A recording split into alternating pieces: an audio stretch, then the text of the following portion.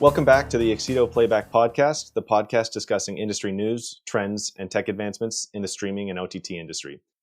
Today, we're jumping into the topic of sustainability in the video industry. Sustainability can be complex and covers a wide scope of relevance when it comes to organizations, their functions, teams, resources, suppliers, you name it. As the demand for content continues to rise, so does the energy consumption of streaming platforms, data centers, and device usage. But how can the industry balance growth with environmental responsibility? Join us as we unpack the innovative solutions and practices shaping our greener future for OTT services. And to talk about this today, we have Will Pickett, Associate Director at SLR Consulting and DIMPACT. Will, thanks for joining. Nice to be here. Thanks, Neil. And also Accedo's Director of Sustainability, François Polarczyk. François, thanks for jumping in. Thanks, Neil. So, just before we get started, why don't we just cover a couple baseline terminologies so that we can kind of get a better understanding of a few items. I'll point to each of you. You guys can kind of feel how you want to answer it. But just, I guess, Will, do you want to just explain what the different scope emissions and their levels are, like scope 1, scope 2, that sort of thing? Yeah, absolutely. So the greenhouse gas protocol, which is the general standard used by companies when looking at emissions reporting, define 3 scopes of emissions. The first is scope 1. So you can think about that in terms of if your organization emits greenhouse gas emissions directly within your own operation. So these are things like you might have gas boilers in your offices or your sites, which actually consume the fossil fuels on site. So those emissions are coming directly from your operations. The other one, a good example, is company cars. So if your company operates a fleet and they're using fossil fuels, those emissions are scope 1 emissions because you are directly causing emissions based on the operations of your company. Scope 2 emissions is the emissions related to your energy consumption within your own operations, but those emissions from the energy are emitted by another company. So a good example here is electricity. So whilst you're consuming electricity, the power generators are the ones that are actually producing that energy on your behalf, and then that's where the emissions sit. Scope 3 is what we call value chain emissions. So this is when we think outside of our own operations and we think about all the emissions that may be caused by a company's activities beyond its own operations. So good examples of this is something called purchase goods and services. So that is the emissions of the products and services that you produce, or that you purchase, should I say. So you can think about kind of cloud data centers in the example of a lot of digital companies being something that, you pay for a product, you pay for a service, and then someone else completes the processes on your behalf, and therefore causes emissions. They're outside your value chain, but you have some responsibility to engage with those suppliers to understand what those are. The other example, of course, is use of sold products. So if you sell a device like a television or a washing machine, to operate those devices, you need to consume energy, and therefore you would then be expected as part of the Scope 3 greenhouse gas protocol to understand what those emissions are and report accordingly and set targets accordingly.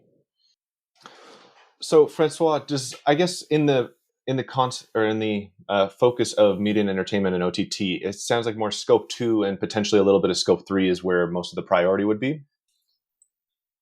Yeah, that would really depend which sort of provider you are, which sort of company. If you look at media organizations, such as an operator, they'll be quite heavily leaning on Scope 1 emission, mainly because the infrastructure they're operating, right? They are telecom operators usually. So of course they'll deliver content through different means, but they also have the infrastructure like Deutsche Telekom would have or Telefonica. So they'll be looking at optimizations, their measurements and optimization in that sense. Then if you look at a company like a broadcaster, perhaps, Scope 2 and Scope 3 would be of bigger importance. And similarly for a technology provider like us, in our case at Accedo, for example, we actually don't have any Scope 1 emission. When we set up our science-based targets, we effectively signed a document that says that we will never have Scope 1 emission, right? Because we decided not to report on them in the base year, which was the year where we initiated our calculation. So in effect, we'll only focus on Scope 2, which is about 3 to 5% of our emissions, depending on the year you look at. And eventually we'll go down to zero when we go full on renewable. And we'll manage to also find ways to source renewable energy for other parts, not electricity, but also heating. And then you've got scope 3 in our case, which is usually for service organization, the biggest part of emissions, right? So another term that I think will be very adept at answering. What exactly is DIMPACT? Great. I'm glad you asked that, Neil.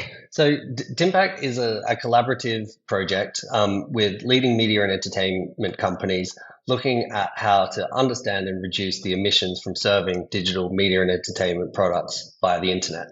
So the companies involved are generally large broadcasters, streaming companies, and digital publishers that are all interested in this question of, as they switch from kind of more analog forms of content distribution, you can think of newspapers, you can think of terrestrial television distribution, and switching that over to IP delivered content, what the implications are for their product footprint, so understanding the emissions of that specific product, but also organizational greenhouse gas targets. So how does switching from a paper-based product to a digital-based product and increasing the digital and reducing the physical, how does that impact on corporate sustainability goals?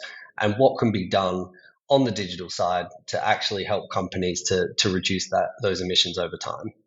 So we have a tool that companies are using as a framework to understand what their emissions are, which really does help to kind of frame discussions about what to do next and how to engage this value chain, which is a little bit different to physical products, to actually sort of get everyone working and aligning on what can be done to reduce these emissions. So in broad terms, what are you seeing as the state of the industry with regards to our impact or the DIMPACT? Yeah, it's a really good question. I mean, I think there's been to this stage of DIMPACT, what we've really been doing is trying to understand what the impacts are. Of course, it's very challenging. You can imagine for a global streaming company, for example, or any company that distributes content globally. When we look at the kind of end-to-end value chain of the distribution side of streaming or digital publishing, we'll leave the production side to one. We'll leave the production to one side for now, because that's sort of, it's its own discipline, if you like. And there's organizations like Albert in the UK and others elsewhere in the world that are helping media companies to decarbonize the actual content production. So if we leave that to the side for 1 second, what we've really found is that there's three kind of major components, I suppose, to the sort of distribution side. So we have data centers. Increasingly, that's engaging with kind of cloud providers as opposed to on-premises data centers that broadcasters, companies might operate themselves. So really moving to the cloud. We then have internet distribution. So that is kind of whether content is being distributed via fixed line networks, via mobile networks, and understanding kind of what the energy implications of that are. And then of course we have the end user devices. So that's TVs. Peripherals like set-top boxes, little streaming sticks, and modem routers in people's homes, understanding kind of how companies can sort of put some numbers towards their kind of share of the power consumption of those devices. And that kind of makes up the value chain. So, we've been working with academics for a number of years now, notably at the University of Bristol, who kind of were sort of pioneering this approach earlier on. And we've come up with some sort of best available estimates, we think, to understand what the overall impact is. And that is published in a study called the Carbon Trust White Paper, which was released a couple of years ago, which aggregates some of the data from DIMPACT participants and provides some thinking around the emissions from streaming, which we found to be kind of at the unit level, relatively low at 55 grams of CO2 per viewing hour on average across Europe, which is about the same as microwaving 4 bags of popcorn. So that's to put that into context. Of course, we are sort of working to reduce this figure, improve efficiencies, and that kind of thing with the companies involved in DIMPACT. But that's really where we see the state of play.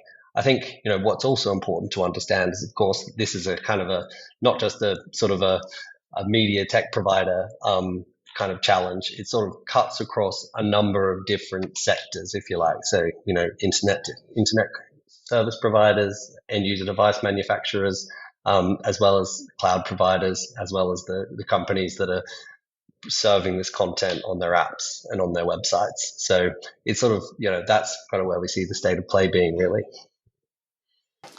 Very interesting.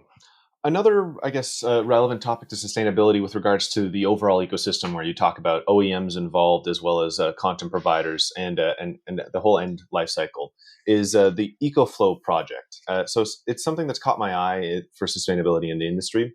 By the way, congratulations. I saw that you guys had won the Corporate Star Award for Best Carbon Footprint Initiatives at IBC, so that's quite an accomplishment.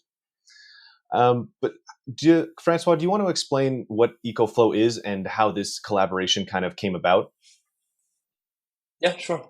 So I think the early days of ECOFLOW kind of like paint a nice picture, because initially myself and Kristen Bullet from Humans Not Robots, they're a sustainability analytics company, I've had this conversation around the fact that for the last 4 or 5 years, there's been quite a lot going on with discovering a little bit what sustainability and more particularly energy consumption and emission reduction in the streaming supply chain is. And essentially, we were trying to federate a bit the industry by understanding what could be done, let's say in the span of 6 months, if we were to gather technology providers, members organizations working on sustainability, and broadcasters or even operators that would be interested in sort of like pushing the agenda, right? Because a lot of initiatives were happening in different parts of the world, mainly in Europe, but in sort of like different parts of the supply chain. DIMPACT trying to aggregate a bit all the numbers under the CO2 umbrella, Greening or Streaming trying to do direct measurement and looking more at energy measurement rather than carbon footprint.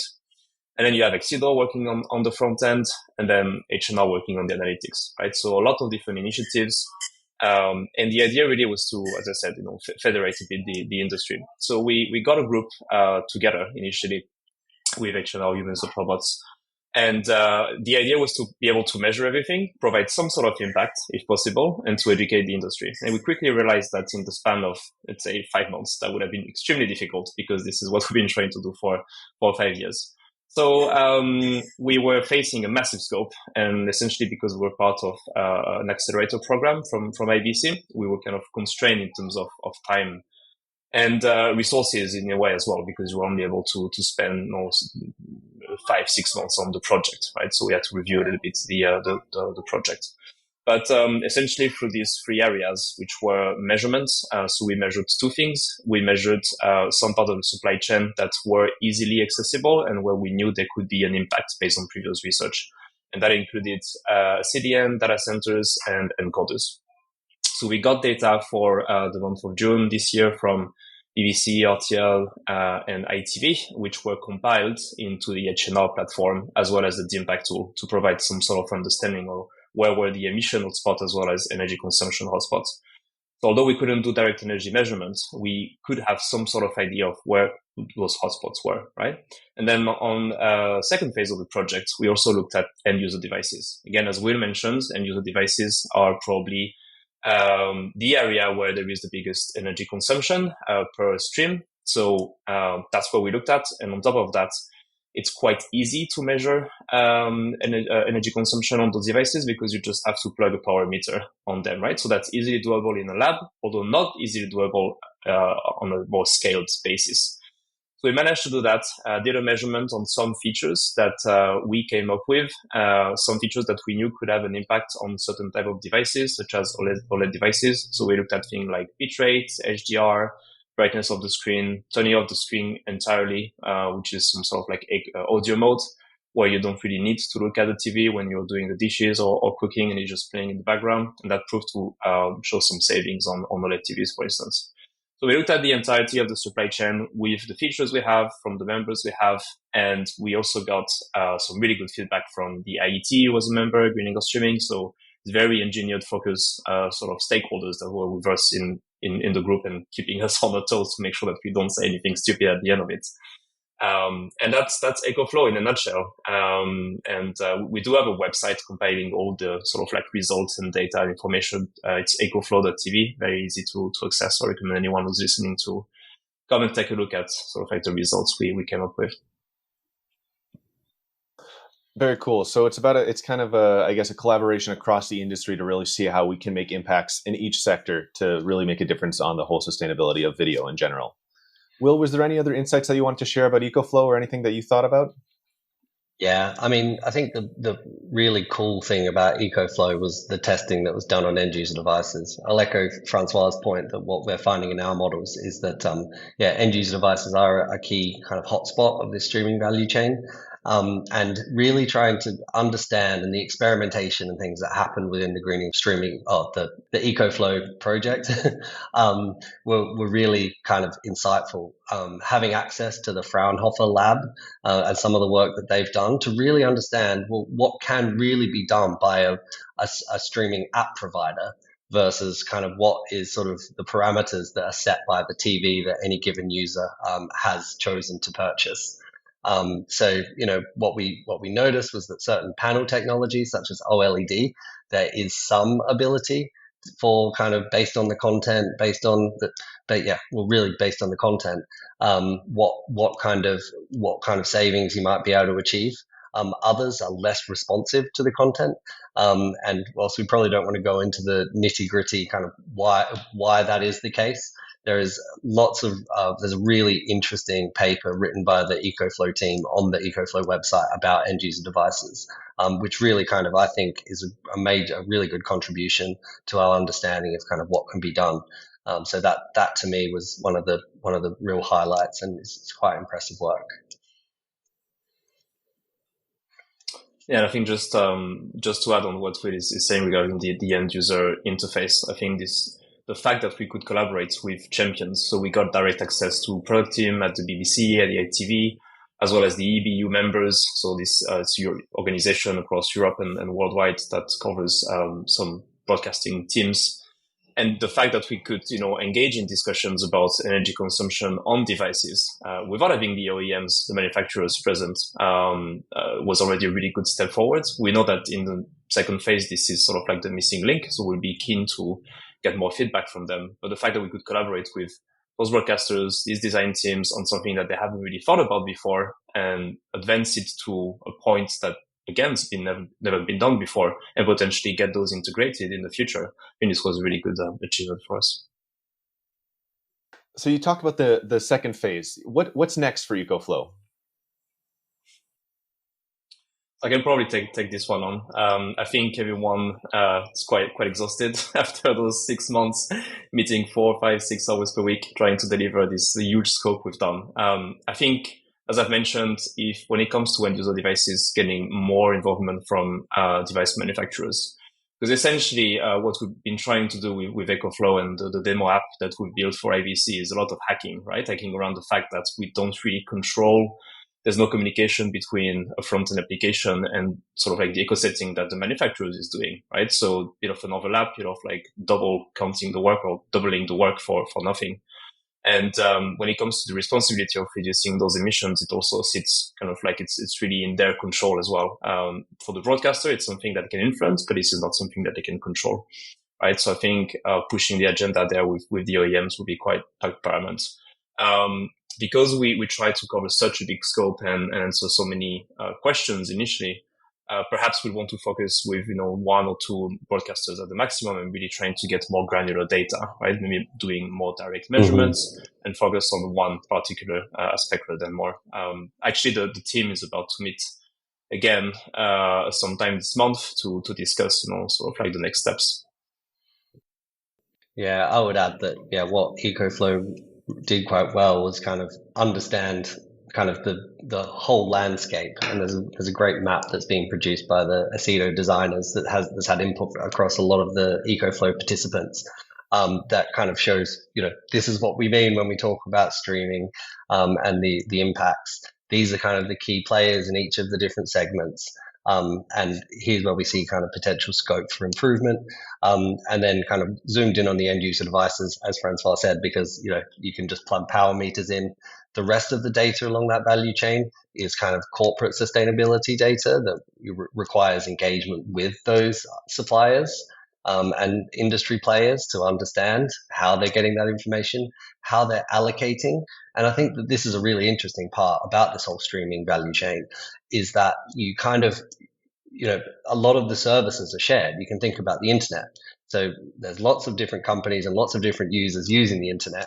How do you divide that power consumption fairly up among those users when you're trying to come up with these estimates? What are the metrics that you need to use? What are the ways that we think about the dynamics and the scalability and the energy proportionality of these shared services? And by energy proportionality, I mean, how does the internet's energy consumption scale with increased data traffic, and that kind of thing? And there's been some work that's been done to kind of demonstrate how it changes, which is sort of really interesting. The work of Jens Malmedin and others outlines this. But yeah, they're really interesting questions, and we've kind of scratched the surface in terms of the challenge, and almost sort of ECOFLOW articulated the challenge in certain respects to how we go about doing this, and it's something that DIMPACT has been thinking about for quite a long time as well. So I think that's a really interesting angle to the project as well. Congrats again to you both. That's quite an accomplishment in a short amount of time there. I'm sure it was definitely no easy feat. It was good fun. Just in general, how does, I guess, someone, either a vendor or a platform, how do you get started with regards to sustainability in OTT? Where does someone look? Where does someone go to kind of, I guess, make the next impact or make the next change? Well, we can talk a little bit about sort of like our own story. I think the way we started it from a technology provider standpoint was to get more familiar with our own operations first. So looking more at what they call the ESG framework, which is one aspect of sustainability. With the ESG framework, what it does, it helps you set some standard and KPIs, and helps you report on your own operation from an environmental standpoint, social standpoint, and governance standpoint as well, right? So getting our decks in order on figuring out our own carbon emissions, figuring out what carbon means, how do you translate energy into carbon, how do you translate, in some cases, spend into carbon as well, which is also used in the supply chain by the tools like DIMPACT, for instance, or any other carbon calculator. From a social perspective, I think it's quite interesting as well. We tend to, be laser focused or hyper focused and be what some people call carbon myopic or energy myopic. But sustainability is not only about energy and consumption and CO2. It's also about diversity and ethics around work and all of these kind of things.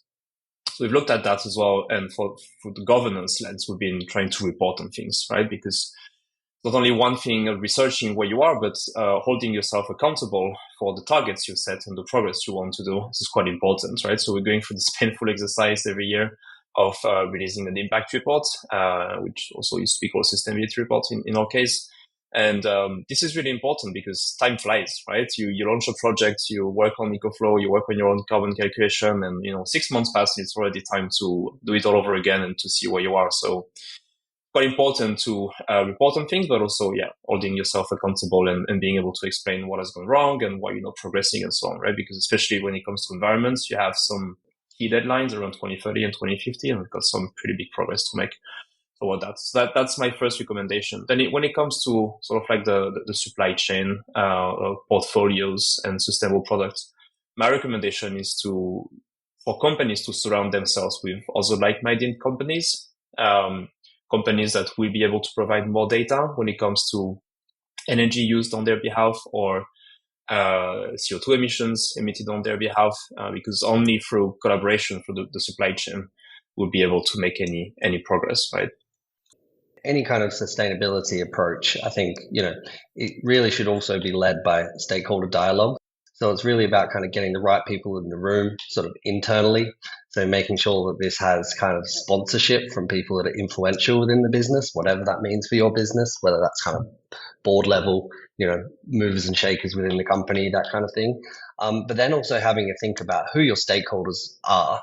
So if you're going to sort of start to dip your toes into this area, understanding the expectations from your employees, from your investors if you have them, from your customers, and from your suppliers, and really trying to understand kind of what are the expectations, or what would people like to see you doing, and also kind of thinking about the specific impacts and risks and opportunities that are presented from a sustainability angle to your business. So, this is sort of something that's been introduced in kind of new legislation for companies that are in scope in the EU, but really sort of having an honest think about, based on our business model, based on our strategy, and based on our kind of value chain, what are the impacts of our company on society, on people, on the environment? Do those impacts present potential risks? And do they present opportunities? Is there opportunity for differentiation? Is there opportunity for us to become more efficient or attract better employees, or more talent, or retain more talent based on if we get these things right or wrong? So that kind of real honest appraisal of what the impacts, risks, and opportunities that sustainability presents to the company, I think, is a good starting point. And to do that is really just talking to people. And I think that's the other part of kind of sustainability, is just kind of it's generally a lot of work that is done. DIMPACT being a good example is pre-competitive. So working with people in the same industry in a way that maybe sales teams wouldn't, but sustainability people, are generally quite collaborative, and we think that it helps lift the bar across the industry, which benefits everybody. So that's kind of my 2 cents on that one. An interesting theme that's come up in a couple of the last few episodes of Playback is the need for greater collaboration across the industry. So it's always good to see that it is still something that's on top of everyone's mind, and it's something that we could definitely work on. One, I guess, switching things up a little bit, I've always been interested by the idea of carbon offsetting. Again, it's an interesting kind of, I guess, for lack of a better word, workaround. What are your thoughts on I guess, carbon offsetting? Do you kind of like the idea of using it as an initial strategy as firms look to decarbonize in more concrete methods, or what do you normally suggest around that? One of the very first things I've learned about carbon offsetting is that in the context of the science-based targets, in the definition of net zero from the science-based target, and just for, again, context, science-based target is a framework that basically offers a way to set up targets for companies or governments, what they call medium-term targets and long-term targets. Medium-term targets are essentially a pathway to reduce your emissions towards 2030, usually around 40 to 50% reduction compared to a base year. In our case, it's 2019. And long-term is 2050, right? 2050 is aligned with the Paris Agreement. If essentially we want to avoid the planet getting warmer by more than 2 degrees compared to what it was around 2017, 2018, then most of companies will need to reach what they call net zero, right? So going back to this definition of net zero, what does it mean in the context of the science-based target? Net zero means that you would have managed to reduce your emissions by at least 90%, right, compared to your base year, which sits around that area of 2020. To be net zero, you can then offset the rest of those 10% with carbon credits, right? And the reason they're doing this is because it's far more valuable to reduce your emissions on your own rather than using carbon credits. Why? Because there's not enough carbon credits in the world to offset all the world's emissions today. It just doesn't exist. And in addition, the carbon offsetting methods that are available are very greatly in quality and in price, right? So very different. Planting a tree, for instance, is going to be offsets on the long term, and you've got no guarantee that this tree will offset exactly the way you want to offset it, or that this tree will continue to exist in the next 10 years, right? Because the project might default, might not exist anymore. Then you have things like direct air capture, which works really well, but you're looking at spending $600 to $800 per tons of CO2 compared to 50 to or 100 for biochar or projects around planting trees, right? So there's a lot of nuances there. There can be some companies that will claim that there used to be some companies that would claim that they would have a neutral carbon neutral product or carbon neutral company because they've offset it entirely. But that's not really accepted by the community anymore. And in some cases, it's actually illegal to claim that your product is essentially carbon neutral just using carbon offsets, right? I think it could be a very easy way out, but it's a way also to kind of like wash your hand and say, okay, we'll continue to consume more, but we'll pay for the offset, which doesn't work. And we've seen that with the World Cup, for instance, in Qatar. They announced that they would be the first World Cup being carbon neutral, which is maybe right on paper because they've used carbon credits, but we know that there's still been emissions associated to that, right? So I think that the issue is that it can be highly misleading. So the conclusion is that we need these things.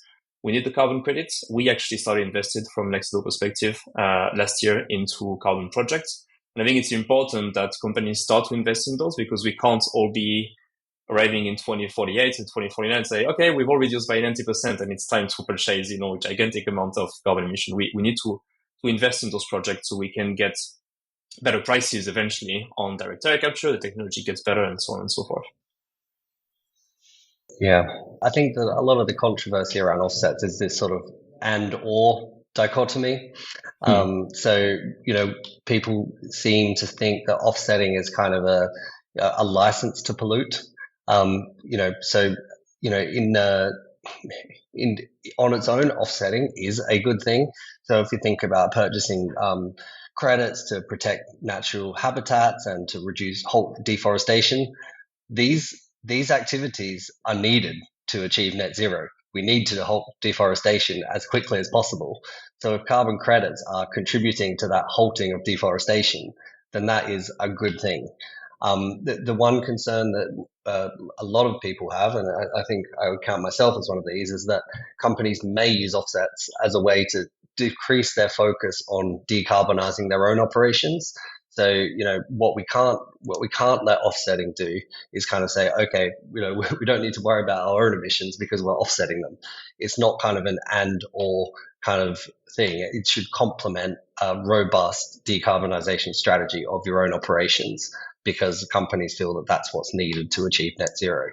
So I think that, that's kind of, where we see offsetting. It's not instead of decarbonizing your own operations, it's to complement any sort of credible decarbonization strategy. And it's just, being very careful about how you communicate those offsets, as Francois said, about sort of not being misleading, making sure that kind of, the claims you're making are kind of stress tested with, quite critical stakeholders to really understand what you're saying publicly. I think is my advice on that as well.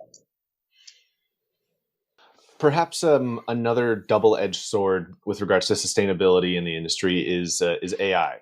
Obviously, it needs copious amounts of energy to produce anything, but it also has the ability to then make other processes more efficient.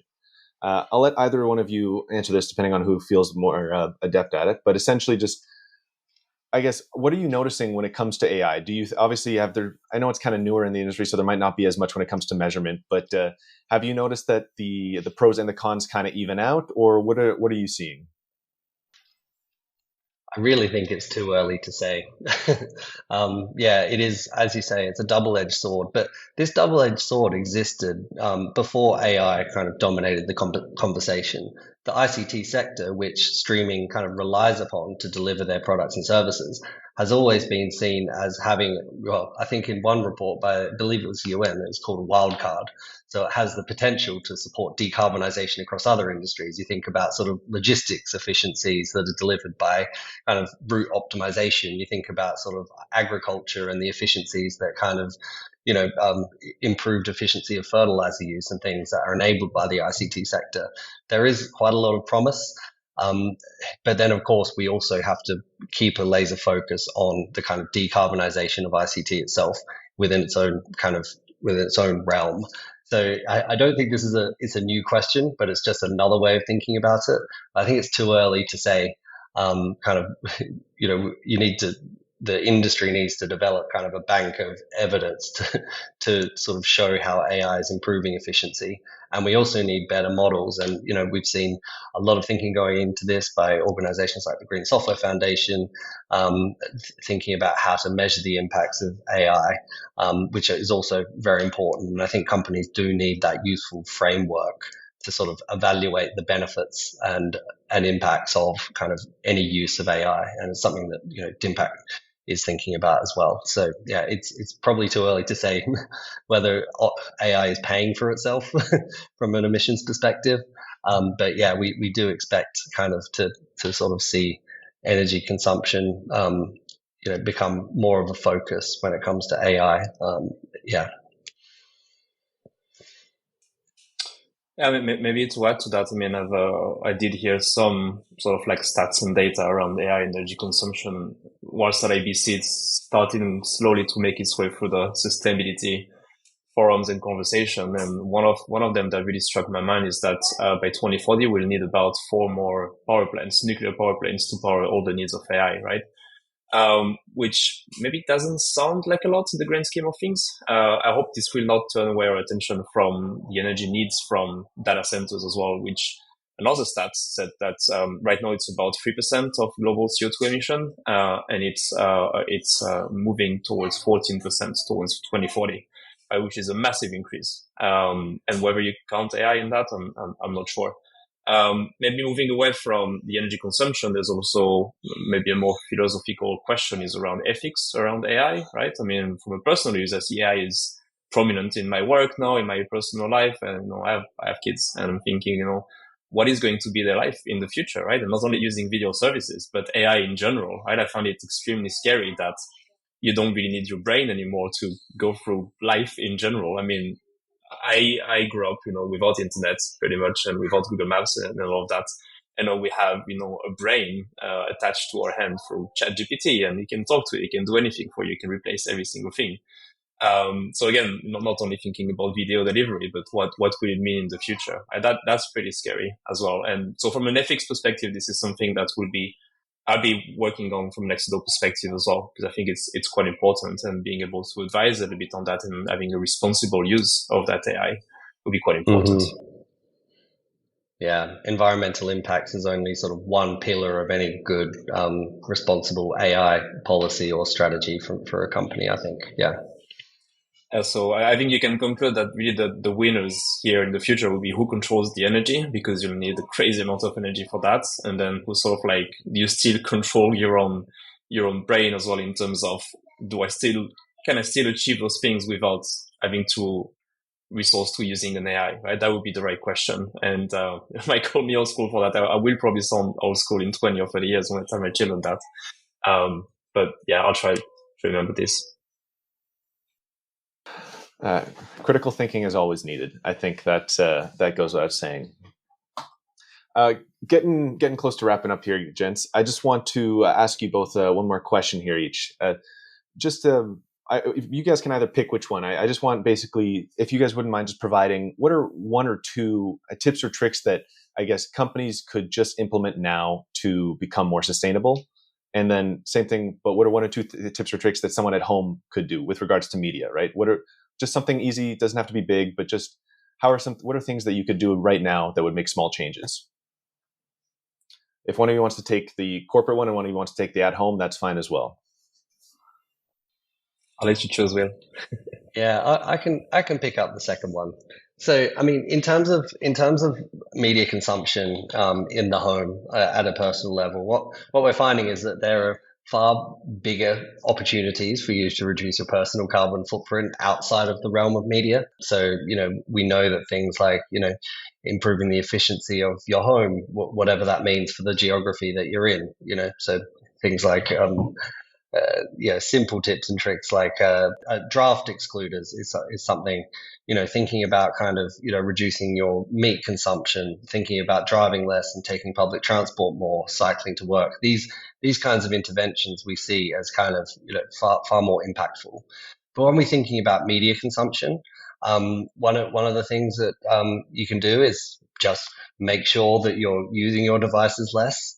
Make sure that you've had a look at your device settings to make sure that, if you don't need super premium brightness and things like this, that you're kind of using the eco modes. Of course, if you're watching a blockbuster movie, you may choose to switch it to a sort of a brighter cinema mode. But yeah, the brightness of the television is something that you can think about. The other thing to think about is using smaller devices. So things like, if you're just watching on your own, do you need to watch it on a large screen television? Would your iPad or would your phone be more suitable for that content? And also, importantly, and something that's sort of we don't touch on probably enough yet, is just keeping devices longer. So if you read the Apple iPhone product footprint report, you'll notice that 80 something percent of the emissions associated with your iPhone are actually in the manufacturing stage, not in the use phase. So that means that kind of if you're looking to reduce the impact of your own phone, you should think about keeping that longer, or at least giving that to a friend or selling it on, or something like that when you buy a new one or thinking about buying secondhand.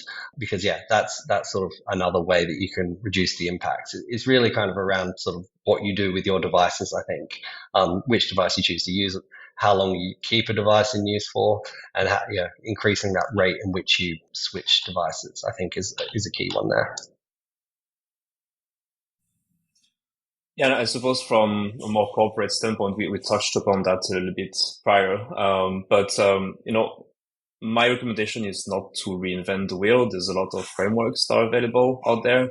This is all we sort of like started. I mean, if you look at from a pure corporate standpoint, ESG standpoint, you have the Science-Based Targets Initiative that provides you some very good resources on how to sort of like get started. The UN Global Compact, which we're a member of, provides you a lot of sort of like academic trainings on what is important to you. We talked about what's important to you as a company, talking to your stakeholders. This is actually part of a process called materiality assessment. If you're a broadcaster or a media company, you can sort of like look at what others are doing. So you'll see the likes of Paramount or Deutsche Telekom will have done their own materiality reports, and you can actually see exactly what did they go through during that process. You can inspire yourself from that, right? You don't necessarily have to, pay consultants or invest into some ESG platforms right away. You can start small and see, okay, what is important to me? You don't have to tackle every single thing, right? But ultimately, for most companies, they'll have to look quite a lot at their own scope too. So looking at your own facilities, trying to reduce energy. In most cases, as I mentioned, this will be quite low in terms of impact, probably. So again, looking at your suppliers, right? Surrounding yourself with suppliers that have the same interest as you, both upstream and downstream, because this is, as a whole, as a community, that can really make a difference, essentially. Really appreciated both. Is there any final thoughts that you'd like to leave any of the listeners with? I mean, we haven't necessarily covered the full picture in terms of media sustainability. We focused on one component, which is the sort of the impacts of distribution and the operations of media companies.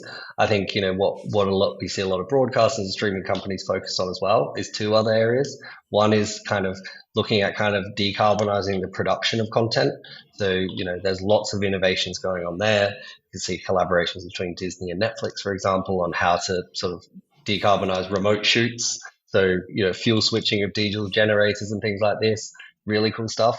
And the other area, and I think what we call, my colleagues at the Responsible Media Forum call the superpower of media, is also thinking about sustainability on screen. So how are we normalizing sustainability behaviors? How are we informing people in fun and creative ways on the impacts of climate change, but also, as Francois mentioned earlier, on topics such as diversity as well. So how are we kind of inspiring viewers to become citizens and engaged citizens on some of these issues that we face in our time, I think is really another key area that media companies should think about as well as, of course, thinking about kind of direct impacts of their own operations and sort of the distribution value chain as well.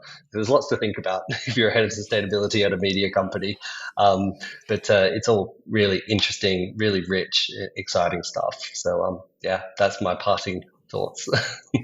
Yeah, and I think more and more we see sort of like, we know that sustainability in the company, whether it's tech provider or broadcaster, it's absolutely transversal, right? You don't usually have a really big sustainability team, but you need to sort of like champions or ambassadors within each team. So the way we approach it at Accedo is that, HR teams are involved, finance teams are involved, engineering teams are involved.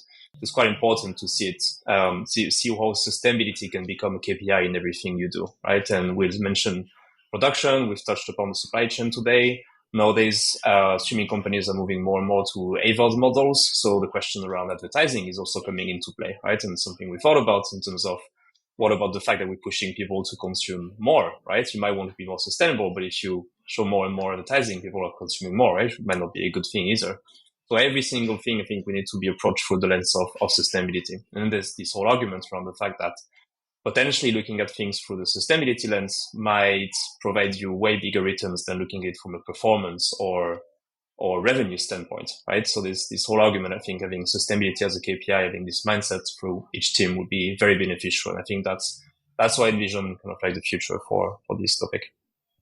François, Will, thank you so much for joining. Really appreciated the conversation. It was very insightful. Thanks. Thank you. That's all for the episode today. If you'd like to learn more about ECOFLOW or DIMPACT, the links to both of those will be in the description of this episode. If you'd like to reach out with a question, you're welcome to send me an email at playback.podcast@accedo.tv or reach out to me on LinkedIn. If you like the episode, please like and subscribe from wherever you're listening. That's all for this episode. We'll see you next time. Thank you.